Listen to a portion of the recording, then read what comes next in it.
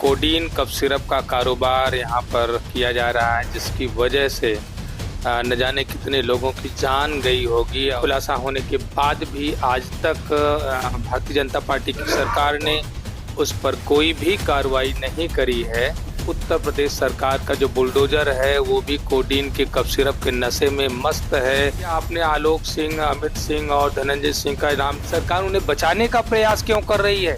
क्या बुलडोजर का जो ड्राइवर है वो भी कोडीन कफ सिरप पी करके नशे में मस्त है? सरकार को तत्काल इसकी जांच करवा करके कार्रवाई करना चाहिए। देश के कोने कोने से जो क्रिकेट खिलाड़ी हैं उनका हौसला बढ़ाने के लिए 500 किलोमीटर की यात्रा करके यहाँ पर आए हुए थे और 500 रुपए से लेकर के 20 हजार रुपए तक के लाखों टिकट बेचे गए। सरकार की लापरवाही की वजह से उस पर डाका डाला गया, लेकिन सरकार कोडीन के कफ को सिरप को पी करके नशे में मस्त थी, इसलिए उन्होंने जो दर्शक यहाँ पर आए थे उनकी चिंता करने का काम नहीं किया।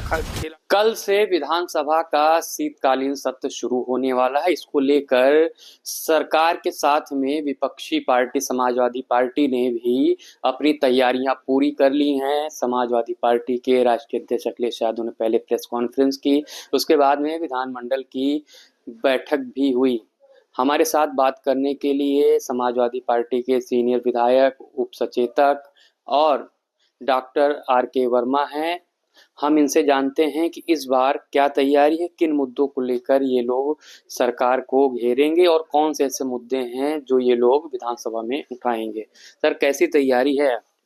देखिए, हमारे पुराने मुद्दे यथावत बने हुए हैं और नए मुद्दों में अभी जो भारतीय जनता पार्टी की सरकार में उनके संरक्षण में जो नशे का कारोबार हो रहा है वो हमारा प्रमुखता से वो मुद्दा होगा।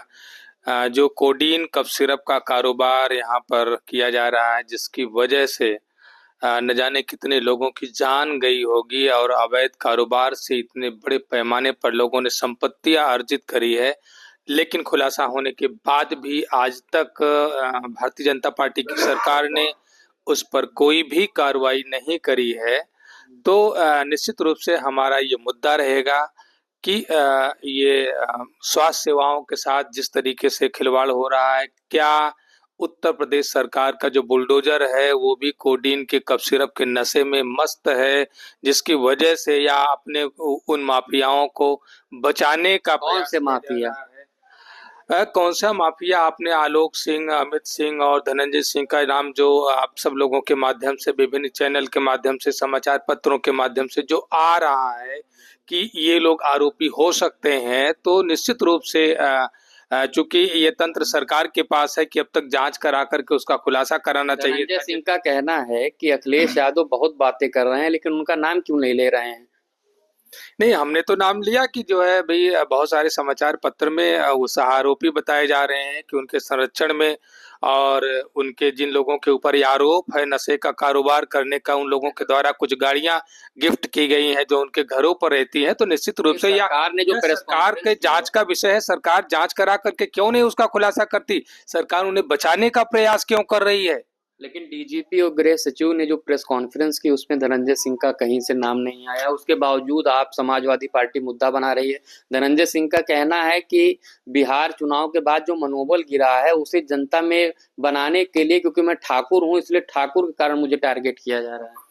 अगर मैं ये कहूं कि हम सब पीडीए के लोग हैं इसलिए उनके मन में इस तरीके की दुर्भावना है तो क्या कहेंगे? देखिए, ऐसा कोई मामला नहीं है, लेकिन ना बिहार के चुनाव से समाजवादी पार्टी का हौसला गिरा है और ना ही गिरेगा। रही बात भारतीय जनता पार्टी की सरकार में जिस तरीके से नशे का कारोबार हो रहा है और ये कारोबारी माफियाओं की संपत्तियां लगातार बढ़ती जा रही है। अभी जो आरोपी रहे हैं उनके घर की तस्वीरें आप ही लोगों ने भेजी कि जिसके माध्यम से जो एस्टिमेट करने के लिए जो लोग गए हुए थे वो अधिकारी वहां से छोड़ करके चले आए। तो निश्चित रूप से मैं तो ये चाहूंगा कि इसकी सीबीआई जांच हो, जांच करा करके कितने लोग इस नशे के कारोबार में, मुझे लगता है कि 10,000 करोड़ से ज्यादा का यह नशे का कारोबार उत्तर प्रदेश। सीबीआई जांच पुरानी हो गई, अब बुलडोजर जांच होती है। नहीं, देखिए, बुलडोजर जांच होती है, लेकिन उस पर बुलडोजर जांच क्यों नहीं हुई? क्या बुलडोजर का जो ड्राइवर है वो भी कोडीन कफ सिरप पी करके नशे में मस्त है, जिसकी वजह से वो सोया हुआ है? तो ये सरकार पर सवाल अब उठ रहे हैं। सरकार को तत्काल इसकी जांच करवा करके कार्रवाई करना चाहिए। 2020 मैच होने यहाँ पर इकाना स्टेडियम में मैच होना था, कोहरे के कारण से मैच कैंसिल हो गया।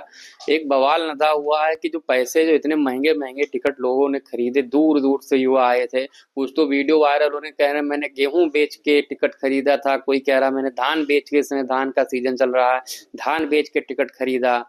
क्या लगता है सरकार को इसमें क्या करना चाहिए? देखिए, नो डाउट जो बातें आपने सुनी है वो बिल्कुल सच है कि देश के कोने कोने से जो क्रिकेट खिलाड़ी हैं उनका हौसला बढ़ाने के लिए और देशभक्ति की भावना से वो लखनऊ को पधारे थे।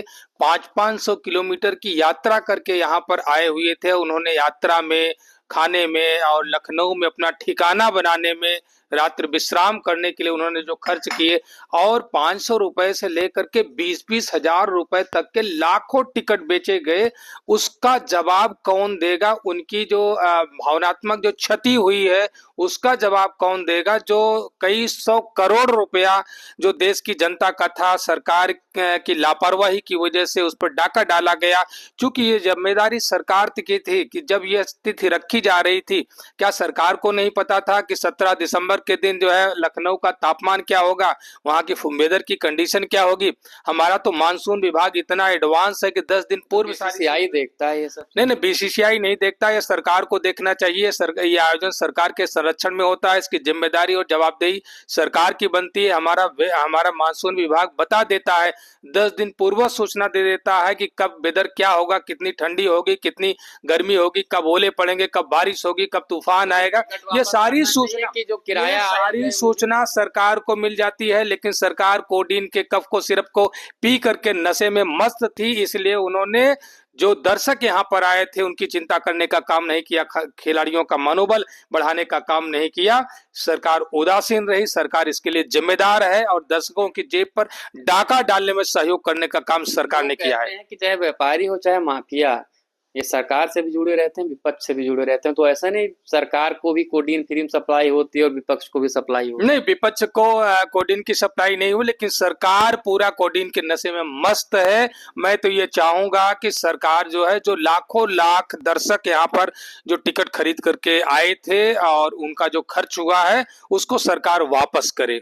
तो सुना आपने, विधायक जी ने बताया कि इस बार सदन में जो कोडीन मामला हुआ है, जो कि समाजवादी पार्टी की तरफ से संसद में भी उठाया गया था, वही मुद्दा विधानसभा में गूंजेगा, क्योंकि मामला बच्चों से जुड़ा है, स्वास्थ्य से जुड़ा हुआ है। वहीं पर जो मैच कैंसिल होने के कारण से लोगों को और युवाओं को आर्थिक नुकसान पहुंचा, उसको लेकर भी इनकी मांग है कि सरकार उनका पैसा उनको वापस करे। कैमरामैन आलोक के साथ रमन मिश्रा, NTT भारत, लखनऊ।